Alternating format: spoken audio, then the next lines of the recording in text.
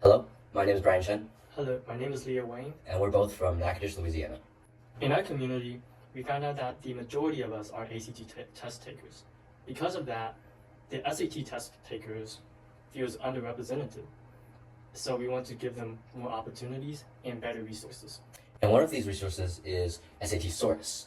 We've developed this website where students with less access to expensive study guides or expensive courses slash materials have a free resource with practice problems, flashcards, and a unique 1v1 game mode so that they can practice confidently and have fun while doing it. Hi, I'm Aiden, and I'm a student at Great Neck South High in New York.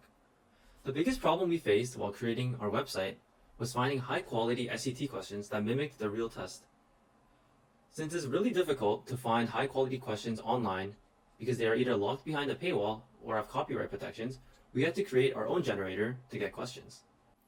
Some of the programming languages we used were Next.js, HTML, CSS, JavaScript, and SQL.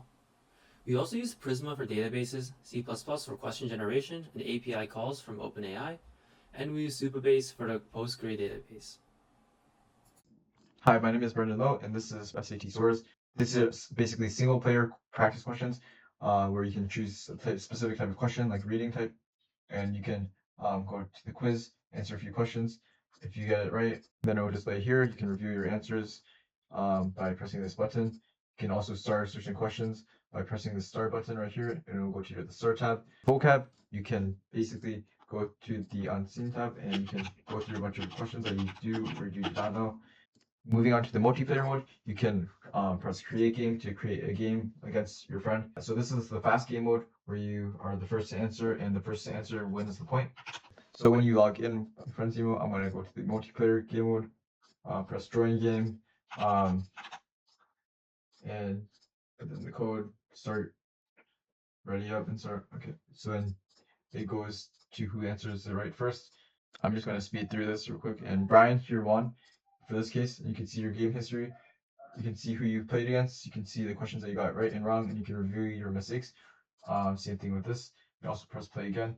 The other game mode is the time game mode, where it basically is whoever answers it correctly in a certain amount of time that gets a question right gets a point. And finally, when you go to your leaderboard tab, you can see who won the most amount of times, and see who answered the most amount of single player questions right.